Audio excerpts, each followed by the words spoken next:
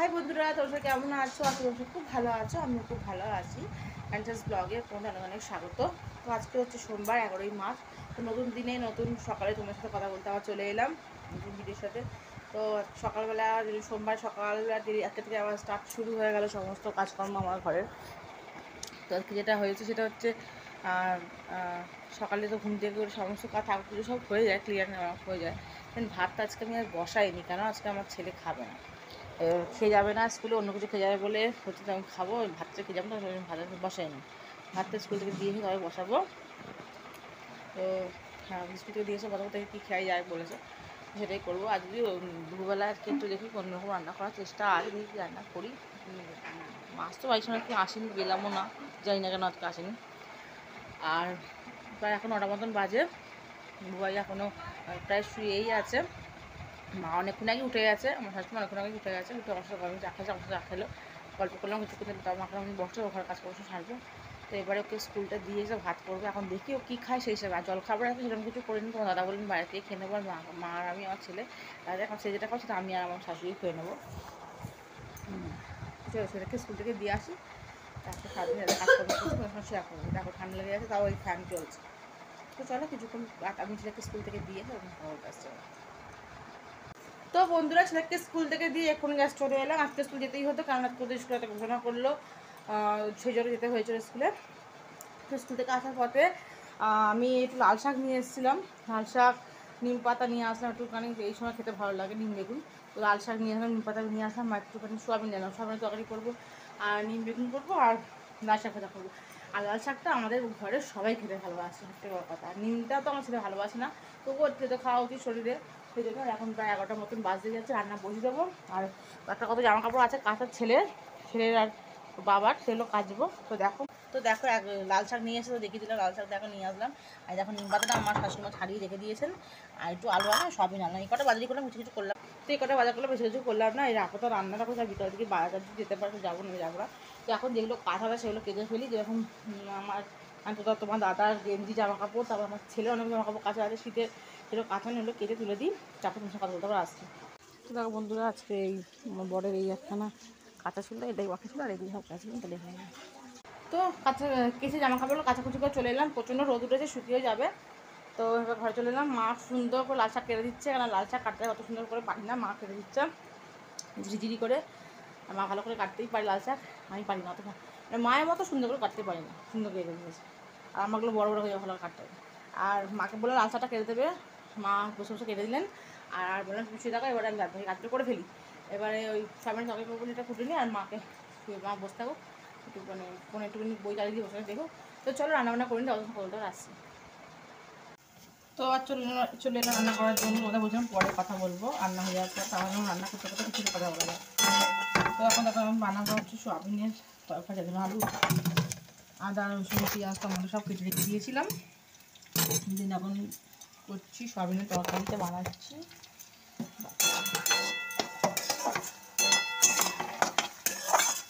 তারপর রান্নাবান্নার সব কিছুই তো রয়েছে, একটা ডেলি 10 টাকার জন্য সব কিছুই থাকে, রান্নাবান্না কাজকর্ম ঘর যা যা থাকে, নিত্য প্রয়োজনীয় যারা থাকে, প্রত্যেকদিন এই কাজগুলো ডেলি কাজে যেরকম শেয়ার করি। আর রান্নাবান্না না হলে কি খাবে, সেই জন্য।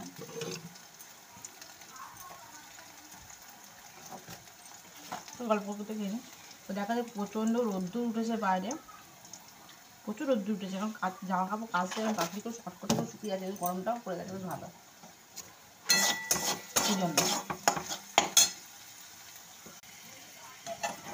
তো সব রকম মশলা দিলাম, পেঁয়াজ দিলাম, আদা রসুন দিয়েছি, টমেটো দিলাম, নুন হলুদ পরিমাণ মতন, জিরে গুঁড়ো পরিমাণ মতন দিয়ে ভালো করে মশলাটাকে কষাবো, কষিয়ে হালকা ফোন দিয়ে কষিয়ে জল দিয়ে দেবো।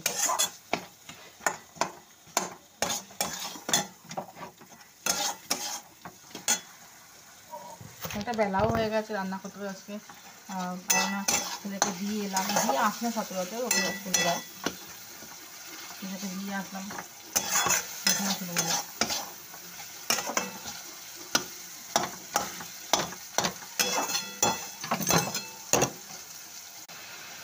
তো দেখো সয়াবিনটা দিয়ে দিলাম, মশলা সব করে যারা দিয়ে দিলাম, আদা পেঁয়াজ ধনে কিছু দিয়ে মশলাটা সব দিয়ে দিলাম, দিয়ে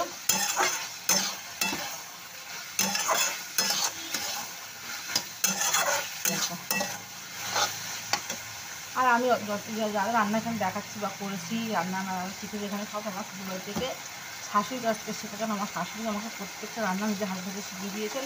আর শাশুড়ি অসাধারণ রান্না করে, মানে তার কাছে আমার কিছুই না, কিন্তু সব রান্না তিনি আমাকে শিখিয়েছে, মানে কোনো রান্না এরকম হয়ে যায় আমি আমার জানি না, শাশুড়ি আমার সবাই শিখে দেয়, বাড়িতে কেউ রান্না শিখে আসেন এখানে। এটা বলতে আমার কোনো ইয়ে নেই। সবিনটা কিছু কষে গেল তো অনেক সবিনটা কষা হয়ে গেল।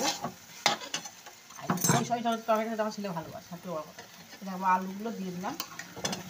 আজকে ওটা ভাজলাম অন্যদিন একটা ভাজি, একটা ভাজলাম না, আমার অনেক সময় অভাব। এটা করা হলে এটা আমরা করা যাওয়ার পর লালটা ভাজা করতে তো নিমটা আমি ভাজবো, আর নিম পাতাটা ভাজবো, কারণ নিম পাতাটা আমরা শাশুড়ি আবার বড় জন্য সবসময় রাখি। আর নিম পাতাটা ওদের শরীরের পক্ষে খাওয়া ভালো।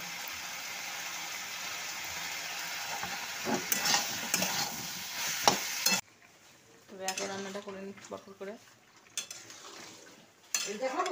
খাওয়াটা খাও, ছোটোটাই খাও।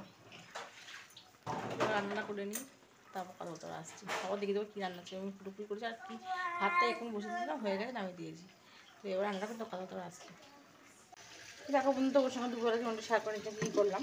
ভাত করেছি, আর এখানে হচ্ছে নিম পাতা ভাজা, আর নিম পাতা ভাজা, এটা হচ্ছে লাল শাক ভাজা, আর এটা সবিনের তরকারি।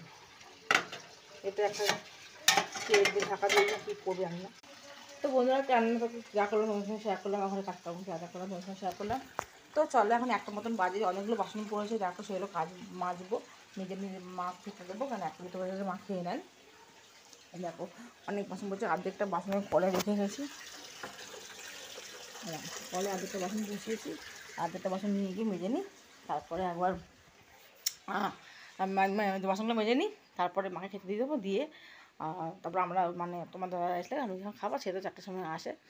তো চলো এখন বন্ধু, মানে আমি তোমাদের সাথে আবার ডাইরেক্ট সন্ধ্যাবেলা কথা বলতে আসবো।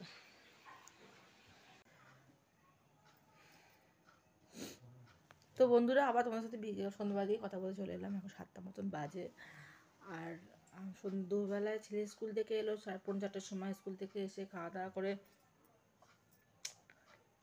করে শুয়েছিল, একটু ঘুমিয়ে পড়েছে। তা আবার এখন ঘুম থেকে উঠে একটুখানি একটু গরম চা করে দিলে বলছে গলা ব্যথা করছে, সাধারণত চা খায় না, বললাম বলে খেলো, খেয়েও পড়তে চলে গেছে। তাও শরীরটা মনে ভালো নেই, জানি না, আমার সঙ্গে ছিল তো। আর আমার দেখছি আজকে দুপুরবেলা একটা লস্যি খেয়েছিলাম, আর প্যাকেটে লস্যি যেটা পাওয়া যায়, তো সেটা লস্যি খেয়েছিলাম, আর একটা আইসক্রিমও খেয়েছিলাম তার সাথে। তার জন্য দেখছি গলাটা প্রচণ্ড ব্যথা করছে, মানে একদিনেতে মানে একটা লস্যি আর দুটোই একসাথে খেয়ে নিয়েছিলাম, আর এত যাতে গরম লাগছে, প্রচণ্ড গরম লাগছে, তার জন্য খেয়েছিলাম। তো দেখি যে আইসক্রিম খেয়ে আর গলা ধরে গেছে, আইসক্রিম খেয়ে গলা ব্যথা করছে, প্রচণ্ড গলা ব্যথা করছে। আমিও উঠে একটুখানি গার্গিল করলাম, আর ওকে বললাম খাস না, তাও বাচ্চা তো আইসক্রিম দেখলে খেতে ভালোই বাসে। তো খেলো আইসক্রিমও লস্যি দুটোই, ও স্কুল থেকে এসে একটা খেয়েছিল, আমি দুটোই খেয়ে নিয়েছিলাম। আমাদের বাড়ির সামনে যে দোকান আছে, তোমাকে দেখেছিলাম একবার ভিডিওতে, তো ওই দোকান থেকেই কিনেছিলাম, ওই সবটাই পাওয়া যায়। তো খেয়ে দেখে একটু ঘুমিয়ে পড়লাম, তারপরে দেখি গলা প্রচণ্ড ব্যথা, মানে এত ব্যথা করছে গলা যে কী বলবো আর, এত গলা ব্যথা হচ্ছে, চাই না আবার সর্দিও হয়তো লেগেছে। মনে হয় জ্বরটা আসবে, দুবার জ্বর এসে গেলো, 1-2 মাসে যদি এত জ্বর আসে, শরীরে কিছু থাকে না, জ্বর মনে হয় আবার আসবে হয়তো, বুঝতে পারছি না। ডাক্তার দেখেছি, ডাক্তার কতবারই বা দেখাবো, আর ভালো লাগবে না। তো ওষুধ রয়েছে, সেটাই হয়তো আবার খাবো। তো এখন একটু বসে আছি 10 মিনিট, আমি তো তোমাদের সাথে যেহেতু বলেছিলাম সন্ধ্যাবেলা কথা বলা হয়নি, তাই এখন কথা বলতে আবার এলাম। সবাইকে চাটা করে দিয়ে যাচ্ছে, এখন একটু বসে আছি। আর এখন রাত্রিবেলা আজকে সেরকম হলে, আজকে রাত্রিবেলা আমার মানে তোমার দাদা একটা জায়গায় নিমন্ত্রণ আছে, ও সেখানে যাবে, আমি মা আর আমার ছেলে 3জনে ওই আলু চচ্চড়ি আর একটু পরোটা করে নেবো, তাহলেই হয়ে যাবে। আর এত মাথা যন্ত্রণা তার সাথে করছে, আমি সাইডন খেয়েছিলাম কিন্তু সেভাবে কমেনি, একটুখানি ভাবলাম একটুখানি তোমার দাদা বেরিয়ে গেলে আমি একটু, আর মা আমি একটুখানি গল্প শুয়ে থাকবো, তার বুবাই আসলে ওকে যা খাবার করে দেবো, ও আস্তে আস্তে 4টা বেরিয়ে যাবে, কারণ 5:30 বেজে গেছে পড়তে এলে অলরেডি। তো যতক্ষণ না আসে তখন একটুখানি চুপচাপ করে শুয়ে থাকি ঘরে।